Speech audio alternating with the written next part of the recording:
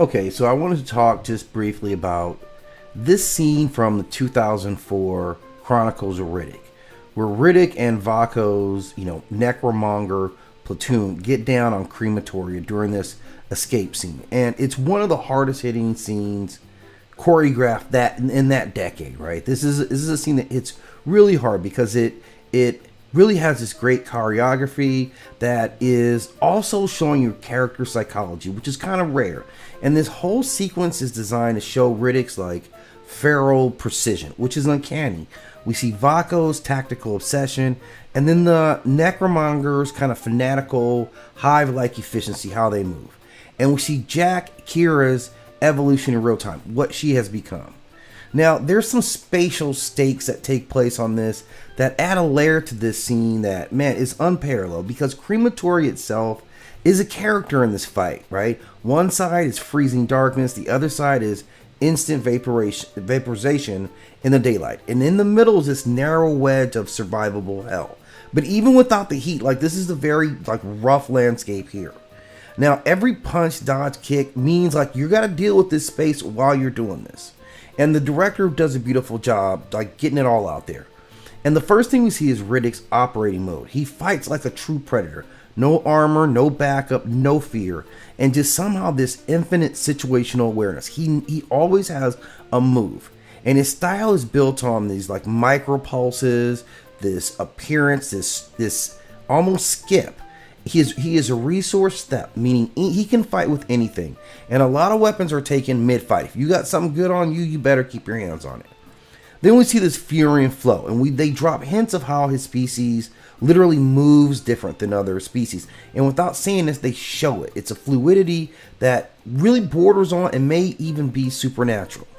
And then we watch Vako's units and the way they behave. They're not just drug. These guys are, angular shields, interlock lines. This is coordinated precision.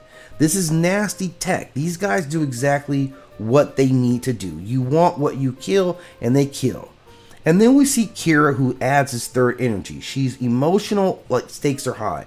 She's unpredictability, but she really, really shows her chops. And in this scene in particular, she is a true efficient killer herself. So we see some great moments that I really wanted to get into in this, right? So the first thing is I wanted to talk about the environment itself. Crematoria deserves some props. Let's get an understanding of where they're fighting at. I'm gonna roll this clip just a little bit, just so we can kind of get into the scene a bit. But this is obviously where Riddick comes over, right? And this really launches him right into it. So it's his troops. He's got his crew, and you see Vako's there, and he's got his crew. The surface that they're fighting on, this is an insane place to be, because the sun side is lethal beyond reason. This isn't a really hot place. This is instant vaporization of a human hot. So this gives it this visual benchmark. The bodies don't burn, they ionize right in front of you. So we're estimating temperatures in excess of 7,000 degrees, Celsius, right, to 1,300 degrees Celsius. Extreme heat, maybe over 1,000. This is forge level heat from metals. The night side, this cold is satanically cold. The dark side, you can freeze instantly. It's frostbite in seconds.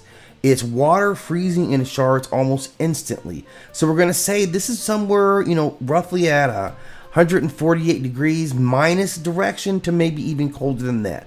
We're talking colder than the Arctic, colder than Mars. So this is the real line where these fighters are fighting at. These atmospheric conditions. This has got, a surface that is difficult to grab a footing on. So everybody's moving with its extreme precision. This is the atmospheric conditions, the toxic wind. This is hot air, which expands violently. Cold air compresses very quickly. So in Crematoria, you have these two energies meeting in this very narrow window. So you've got this gale force winds, rapid temperature changes and pressure changes, flash storms, superheated dust storms, and then the surface itself is cracked, expanding, contracting, smoking, hardening. It's going through the issues of being trapped into these two extremes. So then let's talk about what we see from these two combatants, right? I'm really going to focus on, obviously, Riddick, but then I'm going to get a little bit into Vako. Riddick, we knew coming into us that they were going to show us something really special about Riddick. And they've kind of been showing us in various ways, but I think really puts everything on a whole nother table. We see his actual supernatural indicators, his micro burst speed, his faster than human reaction times. He turns before the Necromongers even finish drawing a weapon. He dodges spear strikes at distances too short for a normal human. He intercepts attack coming from behind without any direct clues. He always knows what's going on around. It's not just fast. This is the Furyan nervous system, like true acceleration. And this is hinted before when they called him the one who was foretold. So this scene quietly shows his default reaction time is supernatural. He moves through this chaos like he knows what's going on, almost like a form of precognitive abilities. He's always shifting to the perfect cover. He's predicting flank angles. He's catching weapons mid-air. He's navigating the shrieking zones between freezing night and vaporizing sun. This isn't just street smarts. This is combat ecology, almost like a wolf DNA put into this humanoid being. It is supernatural senses that he's showing. He also gives us like pain resistance beyond human limits. He takes hits from armored Necromonger weapons. I mean, these things are monstrous and doesn't seem to be phased. And his strength is clearly out of proportion with his size. He can disarm 2 Necromongers instantly through sheer force. His force of body on their armor can knock them out. He snatches a soldier off the ground and breaks him down mid-air. He wrestles with these heavy weapons like they're plastic. He sends opponents flying as if there's no gravity around. This isn't just gem strength. This is enhanced Furyan musculars. This is like coiled springs.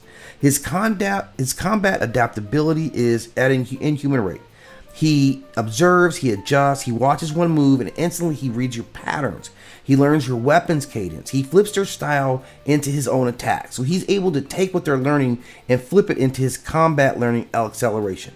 And we see Jack adapts to that too. Makes me wonder a little bit what their connection really is. And then we see this Furyan pulse. In this moment, really, everything slows down. In the movie, it's like a split second where you see, he is moving and there's no sound. See if we can get to that. Where there's absolutely no sound and he's just totally in the groove. It's after this scene here where he is just like, he's moving. Everything is just instinct. He's spinning Jack around like he's catching everything. He has another gear shift. That's what we saw from him. And his eyes, they're not just great at night. What they're showing him is he tracks motion from multiple opponents. He can read micro movements. He spot gaps in any type of arc or blow that they throw. He's really good at analyzing. So we come out of this knowing that the Furyans are superhuman. This is why they're such a threat, because of the way that they move. Their physiology is next level. How they were able to come them down, I don't know. This must have been from space. Now we're going to look at Vako and his Necromonger platoon. Now their strength levels are clearly above human baseline.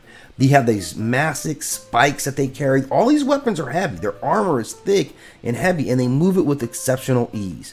Now this may be a mix of like genetic editing, ritual conditioning, or a cybernetic organism, or cyber organic enhancements. So they don't build punk armor. They really manufacture at the highest level.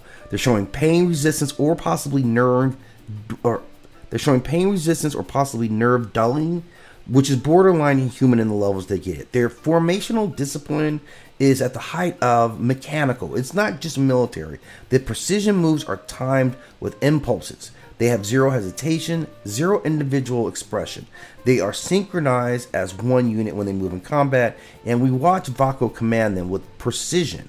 Their sensories are acute despite their heavy helmets. They've got great vision on both sides. They're able to sound locate. They have airflow. Everything really moves well. Vako specifically shows 2 extra layers of abilities, both speed and precision, way above even his own troops. You can see he reads Riddick style instantly and analyzes it. He reacts to it, and he anticipates the man's death in real time. He adjusts formation without shutting orders. This is a man who's perfectly in tune. So if Riddick is the height of Furyan, Vako is the closest thing that the Necromongers can sculpt to match him. And we see this would have been a great individual fight between these two. His willpower matches Riddick's in the sense that it is borderline on supernatural. He treats pain, chaos, and death like mild disappointments. His emotional flatline is not a normal human psychology. And this lines up with the lore about high-ranking necromongers, that they undergo this deep purification. Now, his armor-assisted durability is quite impressive. He takes blows that should break ribs, crush a sternum, sever arteries, but they're able to keep moving blow after blow. They only go down at a fatality. Their weapons are way too heavy for normal humans to use. So all these weapons, like in battle, the idea of taking weapons from them only applies to someone like Riddick. Overall, we see that Vako and his platoon are also absolutely superhuman, not in the Mystic Furyan sense, whereas Riddick is biology and supernatural biology at that. The Necromongers predictably are engineered, conditioned to be supernatural. And Vako, of course, is the elite tier version of everything that they get.